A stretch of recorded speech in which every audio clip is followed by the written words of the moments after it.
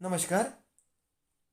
टीकाओं की मदद से आयुर्वेद का अध्ययन करना, इस प्रयोजन को सामने रखकर हमने इस सत्रों के श्रृंखला का आयोजन किया था। हमने इन सारे सत्रों के पीछे एक जो सामान्य भावना रखी थी, जो प्रतिज्ञा रखी थी, वो थी आयुर्वेदोपदेशेषु विधेय परमादर। आयुर्वेद के प्रति जब भी व्यक्त होना है तब परमादर के साथ व्यक्त होना है। लेकिन ये परमादर किस प्रकार का है, ये हम हर एक सत्र में देख रहे हैं। तो उसी को एक बार दोहरा के और अंत में इसके फिर एक बार उल्लेख करके हम ये आज का सत्र पूरा करने वाले हैं। आज का सत्र जो सत्र क्रमांक 4 है, उसमें हम पहले के ही जो सत्र की विषयों की धारा है उसको हम आगे बढ़ाएंगे। हमने हमारे इस अध्ययन के लिए अष्टांग हृदय इस ग्रंथ का चयन किया है और उसमें भी जो सूत्र स्थान में अध्याय क्रमांक 12 है, दोष भेदीय, उसमें जो भी सूत्रों की रचना है और टीकाओं का वर्णन है उसको हम आगे रख के हमारा अध्ययन कर रहे हैं। और अभी तक हमने वात दोष, पित्त दोष और कफ दोष के स्थान, इस पे लिखा गया हुआ ग्रंथ का वचन और टीकाएं, इनका अध्ययन किया है। तो उसी को आगे बढ़ाते हुए हम आज प्राणवायु, इस वायु के पहले भेद, उसका मूल सूत्र में वर्णन और टीकाओं में उसका जो एक्सपांशन है वो आज हम देखने वाले हैं। तो उसमें अब जब भी आपके सामने सटीक कोई किताब रख दे तो आपको इस प्रकार का अरेंजमेंट ये देखने के लिए मिलेगा। सबसे ऊपर होता है जो मूल सूत्र होता है, इसकी रचना साक्षात वाग्भटाचार्य ने की हुई होती है। उसके नीचे स, इस अध्याक्षर से शुरू होने वाला जो भी विषयांश है वो है सर्वांग सुंदरा टीका, जिसके लेखक है अरुण दत्त। और उसके नीचे आ र, इस अध्याक्षरों से शुरू होने वाला जो भी पैराग्राफ है वह है आयुर्वेद रसायन टीका, जिसका लेखन ये हेमाद्रि ने किया है। अभी यहाँ पे जो पहले कुछ अंश है इस सूत्र के, उसमें प्रस्तावना है और उसकी कुछ अलग सी टीका है। लेकिन विस्तार भय से मैं आज वो टीका शब्द से शब्द वर्णन नहीं करने वाला हूँ, किंतु उसका जो जिस्ट है, समरी है, वो मैं आपके सामने रखने वाला हूँ। और मुख्यत्वे जो सूत्र क्रमांक 4 का बचा हुआ अंश है और सूत्र क्रमांक 5 की जो पहली पंक्ति है जिसपे प्राणवायु का पूरा वर्णन आ जाता है, उसको हम आज विस्तार से देखने वाले हैं। तो पहले तो हम सूत्र का विभाजन देख लेते हैं। सूत्र कुछ इस प्रकार है। प्राणादि भेदात पंचात्मा वायु प्राणोत्र मूर्धगः उरकंठचरो बुद्धि हृदय इंद्रिय चित्त दृक् ष्ठीवन क्षवथूद्गार निश्वासान्न प्रवेशकृत। इसमें अलग अलग विषयों का वर्णन आता है। वो किस प्रकार, जो सबसे पहला वर्णन है वो है प्रस्तावना। किस चीज की प्रस्तावना, कि वायु के भेद किस प्रकार किए गए हैं। तो प्राणादि भेदात पंचात्मा वायु, इसका अर्थ क्या होता है? वायु यह प्राण इत्यादि भेद से 5 आत्मा वाला होता है। अभी आत्मा इस शब्द का अर्थ क्या लेना है, इसका बहुत ही अच्छा एक वर्णन अरुण दत्त जी अपनी टीका में करते हैं। वह कहते हैं कि आत्मा मतलब स्वभाव। यहाँ पे वायु यह 5 स्वभाव वाला होता है। किस प्रकार? प्राण इत्यादि 5 भेद द्वारा। यहाँ पे वायु, यह जो शब्द है, यह जो पद है, वह एक वचन में है। इसका अर्थ यह है कि वायु ये 5 अलग अलग नहीं होते, किंतु वायु एक ही होता है, लेकिन उसके 5 भेद होते हैं जो उसके अलग अलग स्वभाव को दर्शाता है। और इसको स्पष्ट करने के लिए वहां पे टीका करने का एक बहुत ही आसान सा उदाहरण यह हमें समझाया है कि जैसे एक कोई व्यक्ति हो, समझो मैं हूं, तो मैं दिन भर में अगर किसी को सिखा रहा हूं तो मैं अध्यापक हूँगा। मैं शाम में अगर रुग्णों पे चिकित्सा कर रहा हूं तो मैं एक वैद्य हूँगा। मैं घर में किसी का पुत्र होऊंगा, किसी का पिता होऊंगा, किसी का पति हो सकता हूँ। तो ये अलग अलग भूमिकाएं मेरी दिन भर में हो सकती है, लेकिन मैं व्यक्ति स्वरूप एक ही रहता हूँ। उसी तरीके से प्राणवायु भी अलग अलग स्वभाव का होने के बावजूद संख्या में एक ही है। उसके जो अलग अलग स्वभाव है वो उसके अलग अलग कार्य, अलग अलग स्थान, इसके वजह से होते हैं। और इसी वजह से उसको प्राण इत्यादि 5 भेदों में बांटा जाता है। लेकिन अंततः यह बात ध्यान में रखनी है कि वायु यह एक ही एंटिटी है और उसके 5 भेद है। यही तर्क हमें पित्त दोष और कफ दोष के लिए भी लागू करना है। पित्त कफ भी एक एक ही है, उसके 5 अलग अलग प्रकार उनके स्वभाव द्वारा किए जाते हैं। तो ये एक सैद्धांतिक जानकारी हमें होना, to have this conceptual understanding is very important. तो इसको ध्यान में रखकर हम आगे बढ़ते हैं। जो इस पंक्तियों का दूसरा जो अंश है वह है प्राणवायु के स्थानों के बारे में। प्राणोत्र मूर्धगः उर कंठचरः, ये सारा हमें प्राण के स्थानों के बारे में वर्णन करके अर्थ स्पष्ट करता है। अत्र प्राणः मूर्धगः उर कंठचरः, ये इसका अन्वय हो गया। यानी हमने इन 4 शब्दों को वाक्य रचना में रीअरेंज कर दिया। तो यहां तक हो गया प्राण के स्थानों के बारे में, और उसके बाद जो बचा हुआ हिस्सा है वो प्राणवायु के कार्य के बारे में है। बुद्धि हृदय इंद्रिय चित्त ध्रुक ष्ठीवन क्षवथु उद्गार निश्वास अन्न प्रवेशकृत। तो ये हो गया इस सूत्र का विभाजन। अभी इस सूत्र के विभाजन में प्राणवायु के बारे में जो भी अलग अलग हमें विस्तार समझ में आ जाता है वो हम अंशतः टीकाओं की मदद से देखेंगे। सबसे पहले देखते हैं इस सूत्र का शब्दशः अर्थ, अर्थात इसका लिटरल मीनिंग। प्राणोत्र मूर्धगः उर कंठचरः, यह प्राण यह शिर में रहने वाला और उर कंठ में भ्रमण करने वाला होता है। यह हो गया इसका शब्दशः अर्थ। इसके बाद जो इसके आगे के जो कार्य है वो उन्होंने 2 अलग अलग हिस्सों में बांटे हैं। जो पहला हिस्सा है वो है बुद्धि हृदय इंद्रिय चित्त, इनका धारण करने वाला। ध्रुक मतलब धारण करने वाला। और जो आखिरी पंक्ति है उसमें क्या है? ष्ठीवन, ष्ठीवन मतलब थूकने की क्रिया, टू स्पिट। क्षवथु मतलब छींकने की क्रिया, टू स्नीज। उद्गार मतलब डकार आना, टू बर्प। निश्वास मतलब सांस को अंदर लेना, टू इनहेल। अन्न प्रवेश मतलब आहार को अंदर लेना, टू स्वॉलो द फूड। कृत मतलब इनको करने वाला, यानी ये सारे कार्य करने वाला प्राणवायु होता है। इस तरीके से बहुत ही सरल सुलभ ऐसा प्राणवायु का वर्णन हमें सूत्रों में देखने के लिए मिलता है। अभी इसका विस्तार और इसके बिटवीन द लाइंस जो है वो हम टीकाओं के द्वारा समझने की कोशिश करेंगे। सबसे पहले जो आती है वो है अरुण दत्त द्वारा विरचित सर्वांग सुंदरा टीका।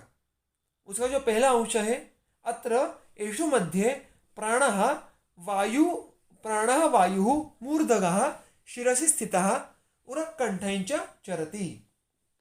अत्र एषु मध्ये, अत्र यह शब्द जो मूल सूत्र में आया है उसका अर्थ है एषु मध्ये।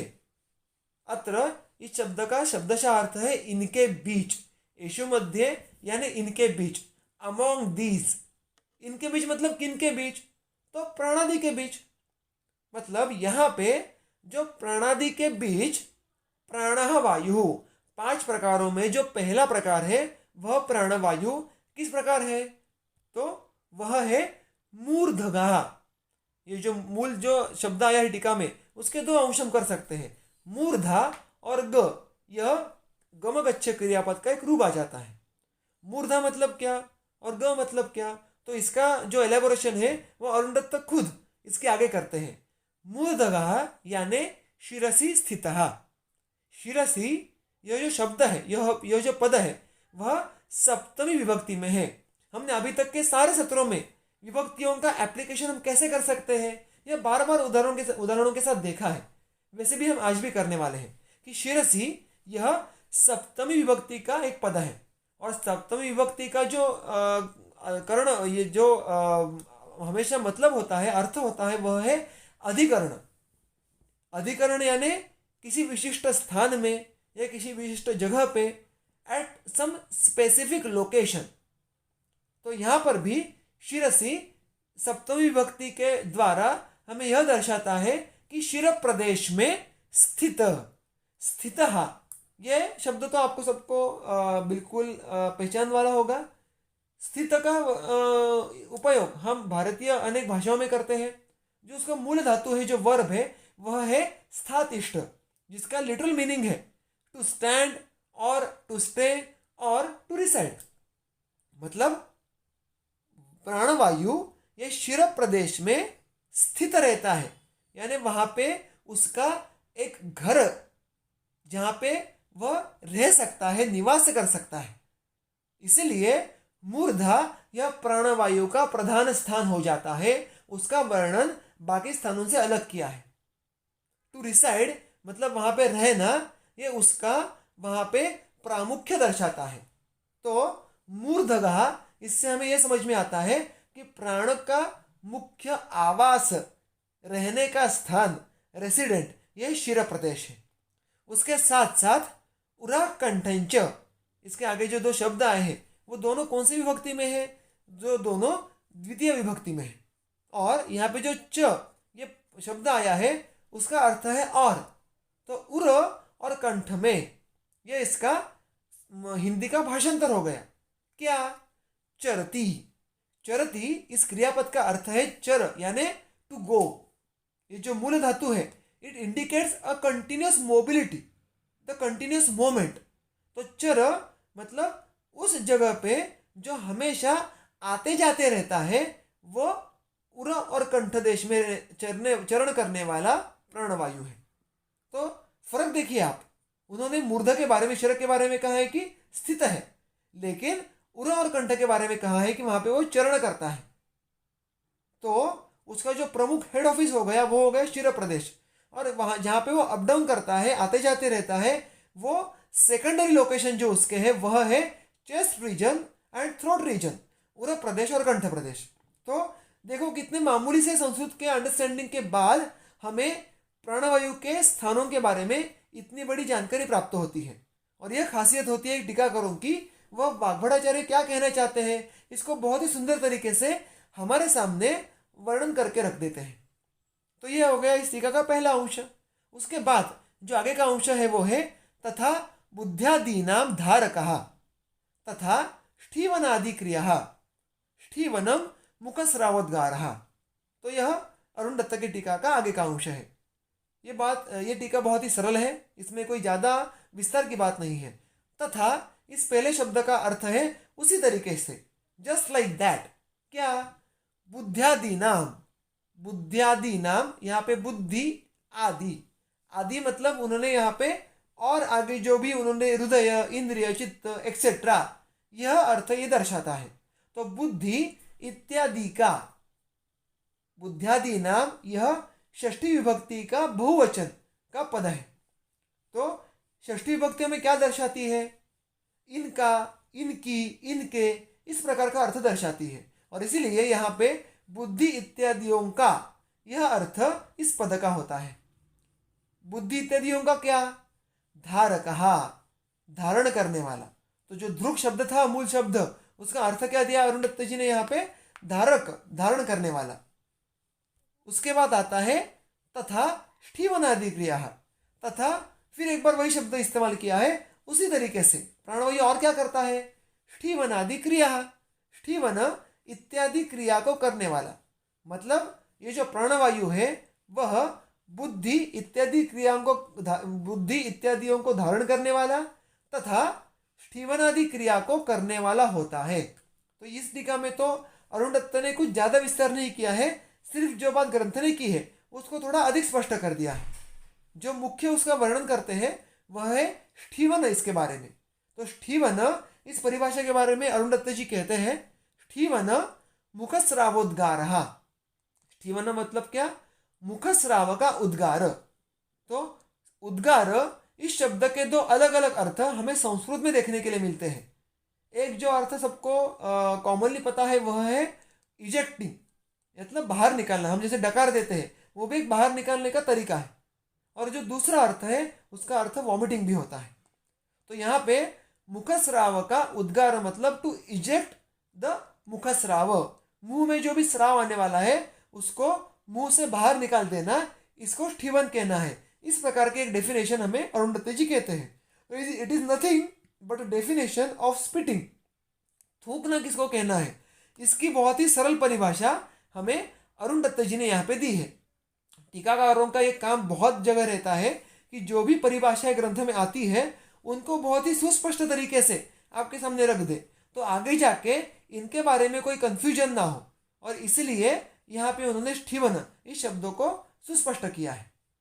इसके बाद जो उर्वरित वर्णन है, ष्ठीवनम इति, ष्ठिवेः ल्युटि, ष्ठिविसिव्योः दीर्घश्च इति पृषोदरादि पाठा दीर्घः।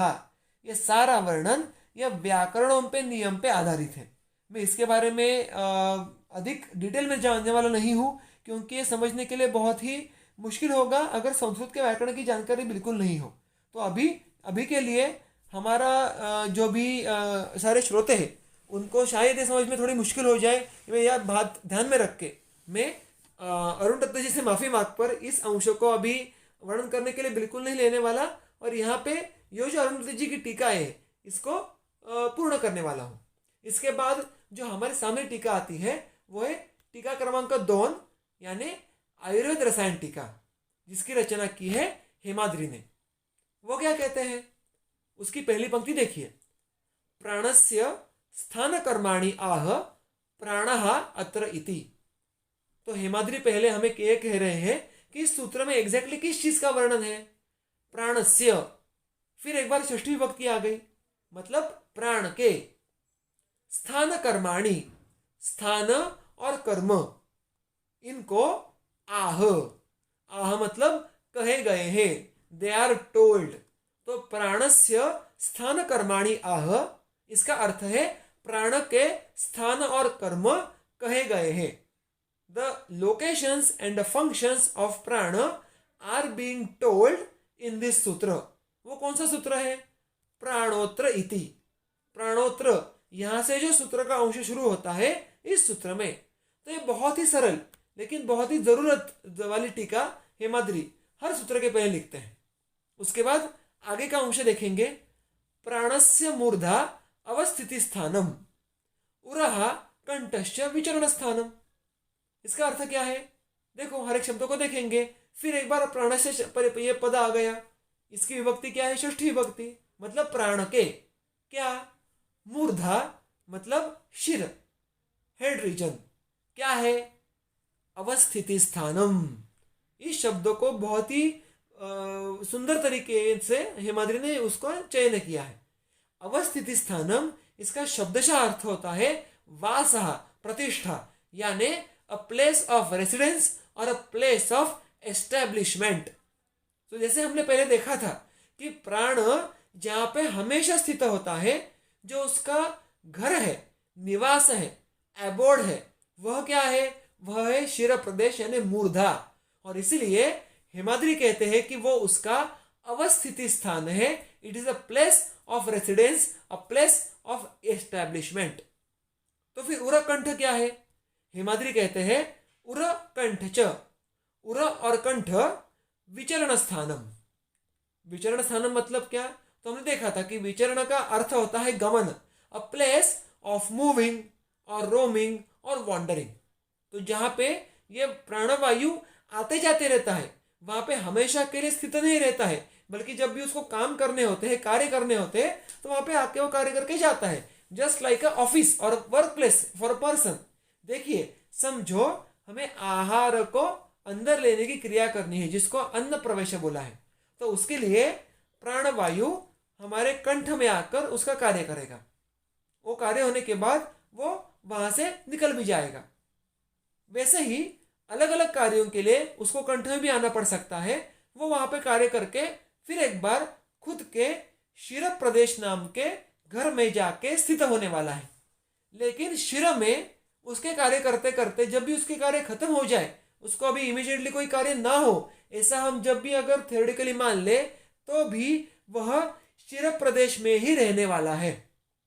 तो that is the difference between the अवस्थिति स्थान और विचरण स्थान।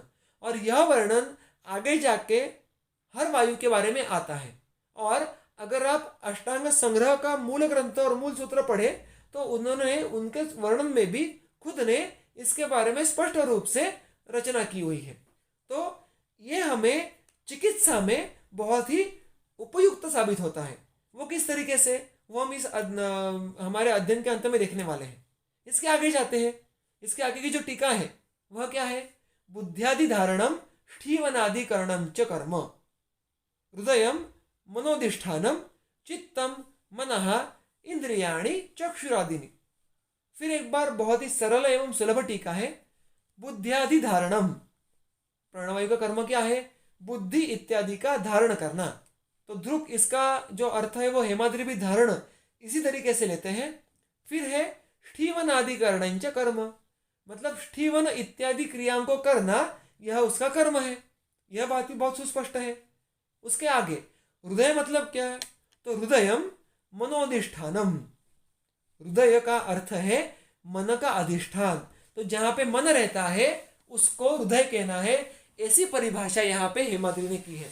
और याद रखिए ये बहुत ही वैशिष्ट्यपूर्ण रचना है। हृदय is not equal to heart. Heart अगर आप देखने के लिए जाए तो इट्स अ ग्रॉस ऑर्गन। अगर आप हृदय के सारे कर्म देखें, उसमें आश्रित सारे भाव देखें, और वही वर्णन अगर आप आजकल जो एनाटॉमी में हार्ट सिखाया जाता है उसका देखें, तो उसमें बहुत सारी चीजें मिसिंग दिखेगी। क्योंकि हमारी हृदय की संकल्पना ये बहुत ही व्यापक और उसके साथ साथ बहुत ही सूक्ष्म है। हृदय यह एक अवयव मात्र नहीं है, यह एक कोष्ठांग होने के साथ साथ बहुत सारे अन्य आधारभूत भावों का आश्रय है। वह प्राण का एक बहुत प्रमुख स्थान है, प्राणायतन है, मर्म है, और इन सारे का समुच्चय मिला के हम हृदय इस संकल्पनाओं को समझना आवश्यक है। तो हृदय का वर्णन विस्तार से करना ये तो हमारा आज का प्रयोजन नहीं है, लेकिन हेमाद्रि ने जो बहुत वैशिष्ट्यपूर्ण यहाँ पे कहा है कि हृदय मतलब मन का अधिष्ठान जो है, यह आपको यहाँ पे समझ के लेना है। तो हृदय इस जो पूरी बड़ी संकल्पना है उसमें भी जो विशेष भाग ये मन का आश्रय रहता है, उसका धारण करने का काम यह प्राणवायु करता है।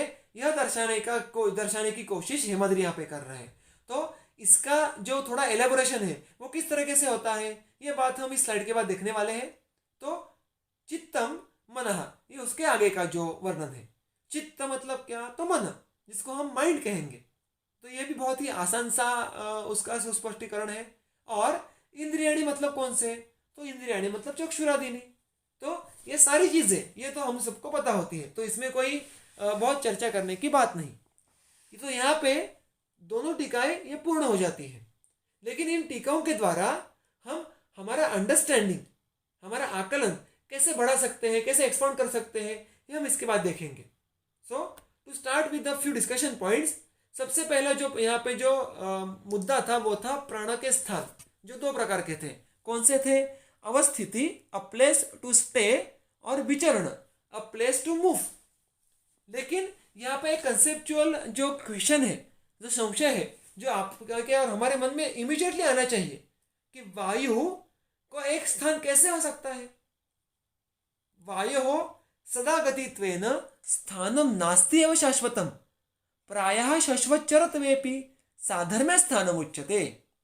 तो पहले इस सूत्र के जो ये सूत्र हमें डल्लन जो टीका है सुश्रुत संहिता की, उसमें हमें एक अन्य संदर्भ के अनुशंका से दिया हुआ मिलता है। उसमें जो पहली पंक्ति है वहां पे उन्होंने वो सवाल उठाया है कि वायु ये सदा गति है, it is in continuous mobility. वायु कभी भी एक जगह पे रुकेगा नहीं, उसकी निरुक्ति ही वैसी है। वह गति गंध नहीं हो रही थी, जो गतिमान है वो वायु है। तो अगर वो गतिमान होगा तो उसका एक घर है, उसका एक स्थान है जहां पे वो रहता है। ये सारी चीजें हम कैसे देखेंगे?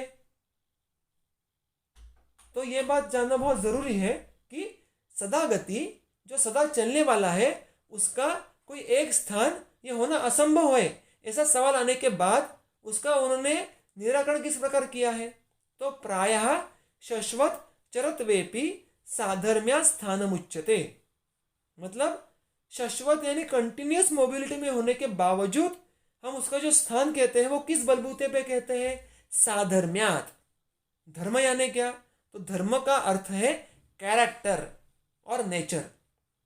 सो कैरेक्टर या नेचर माने जो वायु के, उस वायु के कर्म गुणों के साथ मेल खाता है, उसके कर्मों को व्यक्त करने के लिए मदद करता है।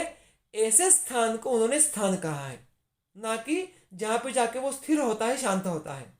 तो स्थान इस परिभाषा से यहाँ पे हमें वो कहना चाह रहे हैं कि जहां पे जो शरीर का भाग उस वायु के प्रकार के लिए पूरक है, हेल्पफुल है, और वहाँ पे रहने के बाद वह वायु का प्रकार खुद के कार्य या अच्छी तरीके से एग्जीक्यूट कर सकता है, खुद के गुणों का इस्तेमाल अच्छे से कर सकता है। और इसी को उन्होंने साधर्म्य इस शब्द से इंडिकेट करना चाहा है। तो स्थान का मतलब ऐसा नहीं होता कि वायु वहाँ पे वायु जाके स्थित होता है, क्योंकि अगर वायु शांत हो गया तो मृत्यु अटल है। तो वायु तो हमेशा घूमते रहेगा, लेकिन जो उसके लिए सबसे कंफर्ट जोन है उसको उसका स्थान कहा है, जो प्राणवायु के बारे में शिर प्रदेश है। सो ये कंसेप्चुअल अंडरस्टैंडिंग है, बहुत ही जो इम्पोर्टेंट है वो यहाँ पे हमने देखने के लिए मिलता है। उसके लिए हमें अन्य ग्रंथों की मदद जरूर लेनी पड़ती है, लेकिन उसके जो बीज है वो वाग्भट तथा उसकी टीका में हमें मिल जाते हैं। इसके बाद आगे की चीज़ कौन सी, तो प्राण के कार्य। अभी जो प्राण के कार्य थे उसके बारे में कुछ अंश तक वर्णन हमें देखने के लिए मिला, लेकिन उसका ज़्यादातर विश्लेषण हमें इस टीका में देखने के लिए नहीं मिला। तो हम अगर एक ग्रंथ पढ़ रहे हो तो उसके आगे के अध्याय में, पीछे के अध्याय में हमें इसके बारे में जानकारी मिल जाती है, लेकिन हम ये अध्ययन जिस प्रकार कर रहे हैं उसमें हमें अपॉर्चुनिटी नहीं मिलती, तो हम कोई अन्य संदर्भों को इस्तेमाल करके इसका विस्तार करने की कोशिश करेंगे। तो जो सबसे पहले जो कार्यों की शुरुआत की थी उसमें बुद्धि का वर्णन पहले आया था। तो बुद्धि मतलब क्या, बुद्धि निश्चयात्मिका, मन का वो अंश जो निश्चय करवाता है। ये बुद्धि कब कार्य करती है एग्जैक्टली देखो, हमें सबको पता है कि ज्ञान ग्रहण की एक विशिष्ट प्रक्रिया होती है। There is a process by which we perceive, we know, we understand. और उस सीक्वेंस में हमारे मन के अलग अलग कार्यों का अलग अलग भूमिकाएं होती है, अलग अलग स्थान होता है। तो शुरुआत से जब ज्ञान ग्रहण होता है तो जब कोई भी चीज़ हम परसीव करते हैं और उस पर आगे हमें उसके गुण और दोष देखने होते हैं, तो वी कॉन्टेम्पलेट ऑन समथिंग, हम उसके बारे में सोचते हैं, चिंतन करते हैं, और उसके बाद हम किसी निर्णय तक पहुंचते हैं। तो ये निश्चित निर्णय करने की जो क्षमता है उसको बुद्धि कहते हैं। और जब भी हम ये निर्णय लेते हैं, once we take a decision based on our knowledge and the contemplation, then that is executed. उसका उपयोग कैसे किया जाता है, उसका उपयोग कर्म करने के लिए किया जाता है, that is executed by some ways of action. मतलब ग्रहण किए गए ज्ञान पर आधारित निर्णय लेना और उसके बाद कर्म करने के लिए उद्युक्त करना, ये क्रिया यहाँ पे अपेक्षित है। और इसके जो सेंटर पॉइंट है वह है निर्णय लेने की, निश्चित करने की जो क्षमता, वो बुद्धि कहलाती है। तो डिसीजन मेकिंग या डिसीजन पावर, इसका कार्य किस पे आधारित है, इसका कार्य प्राण पे आधारित है। और ये जो माइंड्स के अलग अलग लेयर्स है, अगर हम ग्रंथ में अलग अलग जगह पे देखने के लिए जाए तो हमें धी, धैर्य, मेधा, ऐसे अलग अलग परिभाषाओं का उल्लेख देखने के लिए मिलता है। और हर एक का अलग अलग खुद का अर्थ है और उसकी प्रमुख भूमिका है इस पूरे ज्ञान ग्रहण प्रक्रिया में। और जब भी हमारे पास रुग्ण इसी ज्ञान ग्रहण प्रक्रिया के बारे में कुछ तकलीफ लेके आ जाते हैं और हमें जब बहुत ही स्पेसिफिक निदान करना पड़ता है, तब हमें इन कार्यों को याद में रखना है। जैसे हम आगे जाके देखने वाले हैं कि उदान के कर्मों में स्मृति का उल्लेख है, साधक पित्तों के कर्मों में मेधा का उल्लेख है। तो इसका मतलब कि मनक के अलग अलग कार्यों के साथ अलग अलग दोष प्रकारों को जोड़ा गया है। वो क्यों जोड़ा गया है, क्योंकि वैद्य के भूमिका में हम उसका निदान करके चिकित्सा के प्रति अग्रसर हो जाए। और इसीलिए a decision power is completely at the mercy of प्राणवायु। अगर ये हम समझ ले तो हमें इसका उपयोग निदान और चिकित्सा में भी बहुत हद तक हो सकता है। तो ये हो गया बुद्धि के बारे में, बुद्धि का धारण करना। उसके बाद जो आता है वो हृदय। उसका अर्थ हमने देखा कि हेमाद्रि जी ने क्या कहा है, मन का अधिष्ठान। उसको अगर आप देखो तो सारे ग्रंथों में यह वर्णन आता है कि वह प्राण का प्रमुख स्थान है। प्राणायतन में हृदय यह बहुत ही प्रमुख स्थान रखता है। प्राणायतन मतलब क्या, तो 12 प्राणों का आश्रय, ऐसा उसका वर्णन ये सुश्रुताचार्य कहते हैं। तो 12 प्राण मतलब कौन कौन से, ये हमें सुश्रुत संहिता में देखने के लिए मिलता है। वो कुछ इस प्रकार है: प्राण, अग्नि, सोम, सत्व, रज, तम, पंचेंद्रिय और भूतात्मा। तो ये टोटल 12 प्रकार के प्राण हैं जिन पे हमारी जिंदगी, हमारी लाइफ ये आधारभूत रहती है। जो भी चैतन्य हमारे शरीर में रहता है, द लाइफ फोर्स वी से in English is at the mercy of these 12 प्राण। ये हमारे स्थूल पंचभौतिक शरीर में रहते हैं। अगर ये ना हो तो हमें मृत्यु आना ये तय हो जाता है। इसमें प्राण, अग्नि, सोम ये सारी दशों के प्राणों के बारे में वर्णन देखना ये प्रयोजन नहीं है, लेकिन इसका जो बारकाई से जो सुस्पष्ट तरीके से वर्णन किया है सुश्रुताचार्य ने, उसमें हमें प्राण के कार्यों के बारे में हिंट्स मिलती है। इसमें जो सत्व, रज, तम है वो अल्टीमेटली क्या है? तो उसमें से सत्व जो है वो मन का गुण और रज, तम है वो मन के दोष है। तो ये सारे अल्टीमेटली मन संबंध चीजें हैं। और उसके आगे जो वर्णन है वो इंद्रिय है। यानी अगर हम सुश्रुत में जो हृदय का वर्णन आया है, उसके आश्रित जो प्राणों का वर्णन आया है, उसको देखें तो उसमें चित्त यानी मन और इंद्रिय इनका समावेश हो जाता है। यानी वाग्भटाचार्य ने कितनी खूबी से इन सारी चीजों को आपके सामने रखा है, और इनमें भी जो प्रमुख चीजें हैं उनका उन्होंने उल्लेख अलग अलग किया है। यानी बुद्धि, हृदय, और हृदय में भी जो सबसे प्रमुख धारण करने का काम प्राण करता है वह है मन और इंद्रियों का। तो यहाँ पे बुद्धि, हृदय, चित्त और इंद्रिय इनका धारण करना, यह बात यहाँ पे स्पष्ट की गई है। धारण करना इसका अर्थ क्या होता है? तो धारण करने का अर्थ है अवलंबन करना, यानी स्वक्रियासु योजयेत, खुद के काम के लिए उनको अग्रसर करना। यानी क्या? देखिए, हमें जो ज्ञान ग्रहण प्रक्रिया होती है उसमें तब तक हमें ज्ञान नहीं होता जब तक मन का संयोग इंद्रियन से ना हो। आत्मा मनसा संयुजते, मन इंद्रियेण, इंद्रिय इंद्रियार्थेण ततो ज्ञानम, ऐसा कहते हैं। तो इस प्रक्रिया में जब तक इंद्रिय समनस्क नहीं होते, जब तक इंद्रियों का संयोग मन के साथ नहीं होता, तब तक हम ज्ञान ग्रहण नहीं कर पाएंगे, अर्थ ग्रहण नहीं कर नहीं पाएंगे। मतलब अभी आप यह लेक्चर को सुन रहे हैं, तब आपके पीछे कुछ आवाजें होती रहती है, लेकिन आवाजें होने के बावजूद आप उसका ग्रहण ज्ञान के तौर पे नहीं करते, क्योंकि आपका मन ये अभी मेरे शब्दों की तरफ है, और इसीलिए बाकी इंद्रिय ये अभी अर्थ ग्रहण करने के बावजूद ज्ञान ग्रहण नहीं कर पाते, उसका ज्ञान हमें होता नहीं है। तो यह जो इंद्रिय और मन का संयोग है, इसके पीछे भी कौन कार्य करता है? ये प्राण का कार्य है। और स्वक्रियासु योजित, इसमें प्राण की विकृति जब होती है तो ऑब्वियसली ये योजना नहीं होने वाली।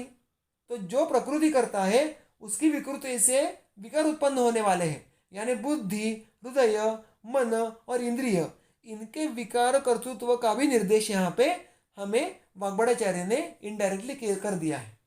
तो ये अलग अलग जो एस्पेक्ट्स है इन 4 धारणों के बारे में यहाँ पे हमें देखने के लिए मिलते हैं।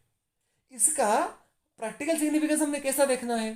तो सबसे पहले बात तो यह है कि शिरस मर्म संबंध विकृति।